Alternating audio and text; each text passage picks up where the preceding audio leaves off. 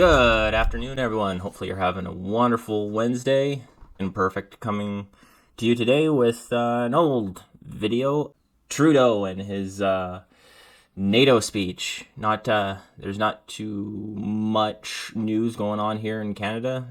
Recently, Parliament has been closed for vacation, and the barbecue circuit has been going on. So until probably September.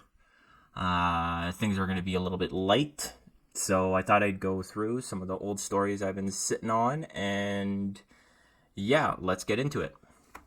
So as I said previously, this is Trudeau at the NATO summit in July 9th, and we're going to go through it.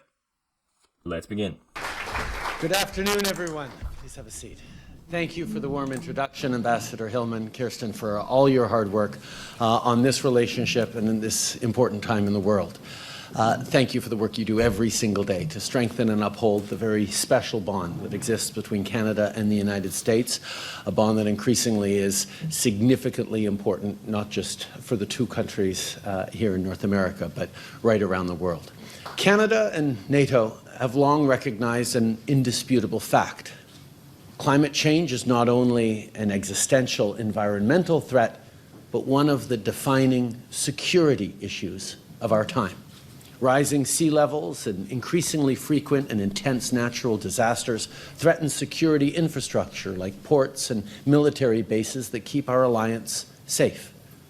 A warming Arctic is opening up a new arena of competition that our adversaries are eager to exploit, and climate-induced floods, famines, and droughts exacerbate inequality, fuel conflict, and drive displacement across the globe, all of which disproportionately harm marginalized and vulnerable populations.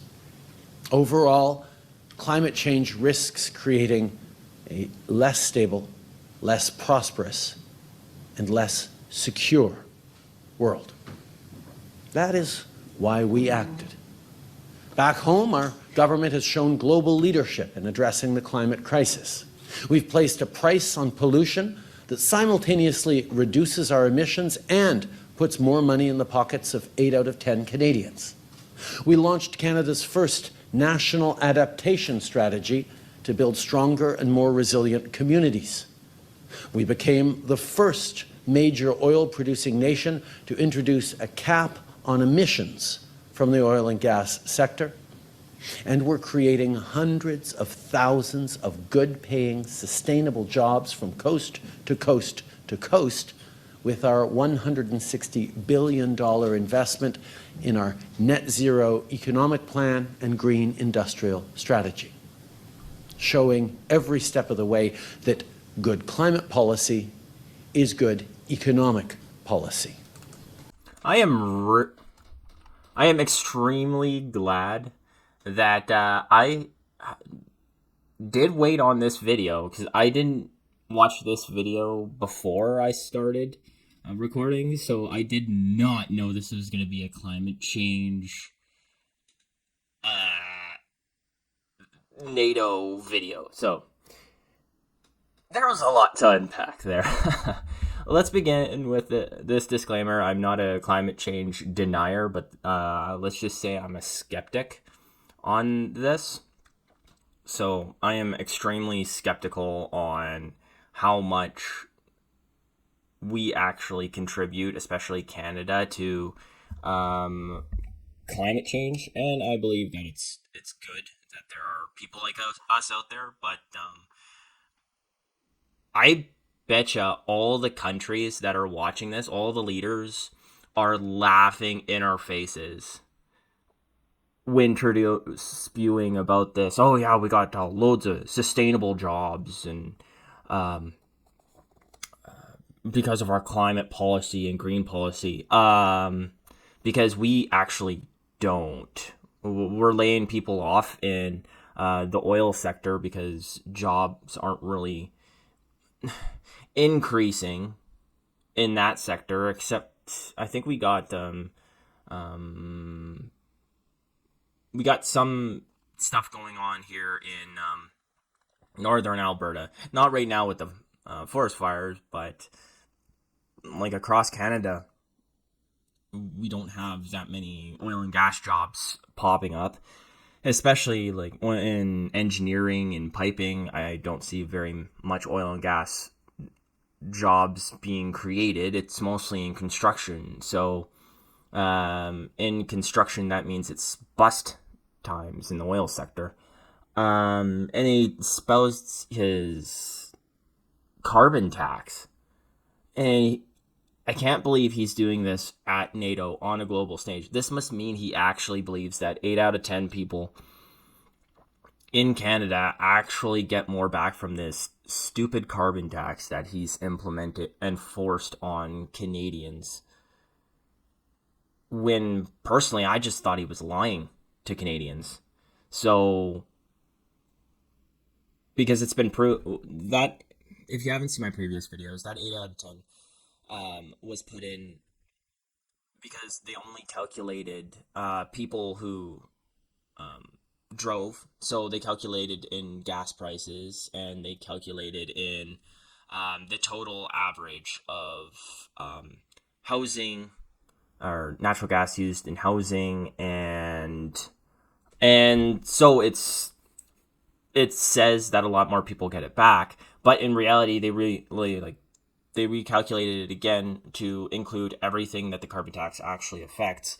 And they noticed that most Canadians don't get anything back from it. They actually lose money when they incorporated groceries, incorporated the increase in restaurants when you eat out. Like when they incorporated your day-to-day stuff, not just gassing up your vehicle, not just heating your homes, then it was kind of a oh poop moment for, wow, the government doesn't believe it, but it was for pretty much every Canadian being like, oh yeah, we actually don't get as much back. So pretty much everything he just spewed there was lies. I mean, he's blaming Canadians on the change in weather. I mean, I'm sure humans and pollution do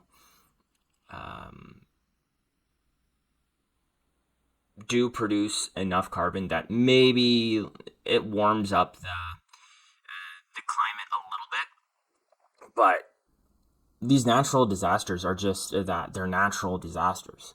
Like these forest fires we have every summer, and we've had them every summer since I was born. And from the old people that I was talking to, they've had these since they were born. So it seems to be, it stems from us not really managing our forests very well up here in Canada, and we're just blaming it on climate change. And if we do go to climate change route, Canada is a drop in the bucket. India, China, Africa, them using their coal-powered power plants,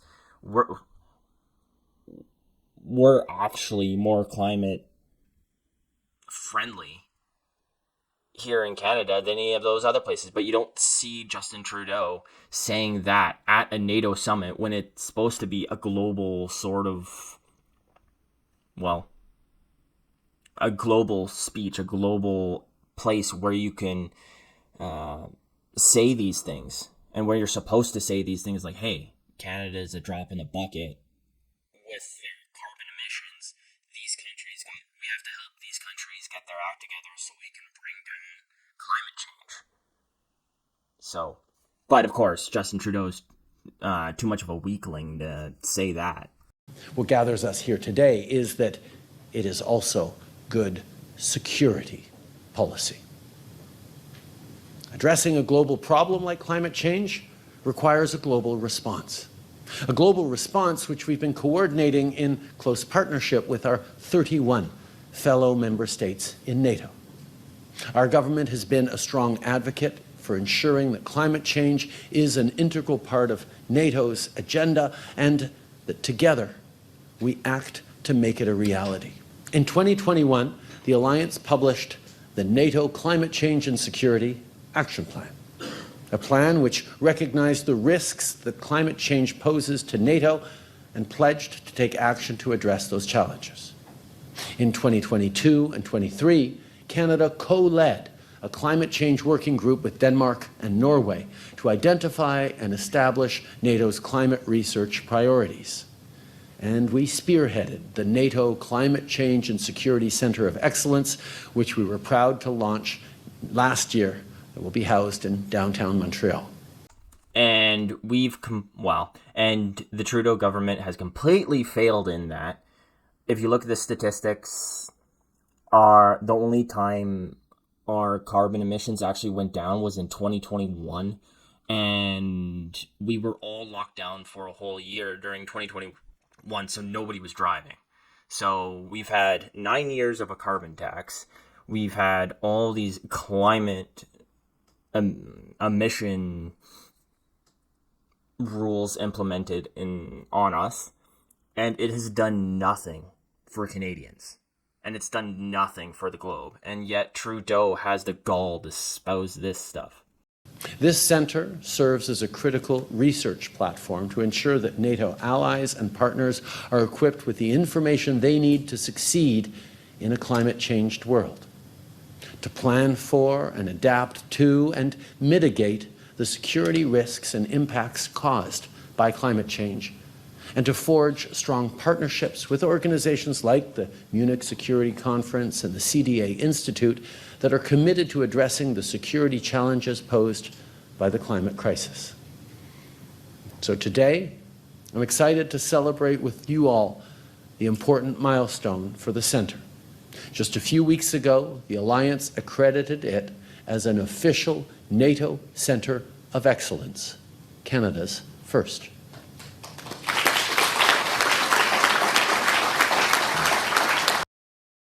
How about official center of lies and failure? Because Trudeau, you are a failure on addressing climate change. So, if there are any climate change advocates out there listening to this video, you're going to have to vote Conservative, because considering the stats, this carbon tax is not working at all. This important step was many months in the making and was only made possible by the strong support of the 11 sponsoring nations, 11 NATO allies who, like us, see the value of standing up a world-class, security-focused climate research body. We're looking forward to seeing what the Centre will accomplish, and we expect to see many more nations join in this work in the coming years. This Centre of Excellence, along with our leadership of the multinational NATO-led battle group in Latvia, our continued efforts to train Ukrainian military personnel through Operation Unifier, and our new defense policy vision, which invests $73 billion in defense over the next 2 decades, all demonstrate Canada's unwavering resolve to support the alliance, a resolve that continues to grow stronger. When we took office, Canada was spending less than 1% of its GDP on defense every year. But we vowed to change that right away, and we followed through on our word. We're investing more in our troops, in our capacity, and in our capabilities, all while continuing to provide assistance to our allies resisting Russian aggression. NATO is the strongest military alliance in the world. And to keep it that way, we must continue to step up individually and collectively to strengthen both our alliance and the collective peace it represents and protects. Canada stands with our NATO allies. Canada will always defend the values of democracy, freedom, and the rule of law, as it is more important today than it ever has been. My friends, we must be clear-eyed about the current state of global affairs. The long peace. So I just want to say one thing about that and his military spending. So before he went to the NATO summit, he told our allies that Canada will never reach the 2% goal that NATO has. So something must have happened at the summit, which they said that every country there pretty much grilled Canada on their contributions to our military. So now he changes in true Trudeau fashion his whole narrative around it. And right now, and we're spending about 1.2, maybe 1.3% on the military. And I don't even know what we're spending it on, because still we're tracked at only having a couple of days worth of bullets if a war happened today. I still say to Trudeau, it's good that he did spend a lot of money on buying new jets from the United States, because those jets are awesome. But he also bought ancient jets from Australia that hardly worked and needed to be worked on to be fixed here in Canada. So he also wasted a bunch of money on worthless jets. So take that as you will. After the Second World War is over. We're living in an increasingly dangerous, unstable, and complex world. Cyber warfare, resurgent authoritarian forces, expanding regional conflicts, and everywhere increasing impacts of climate change all represent growing threats to our collective security and our continued prosperity. This is a sobering reality we must all face. That's why Canada will continue to work closely with like-minded allies to tackle these challenges directly, to build a better world for all. We will grow our global partnerships, and we will always do what is needed to forge a stronger, more united NATO, and to keep us all safe. Merci beaucoup tout le monde. Thank you.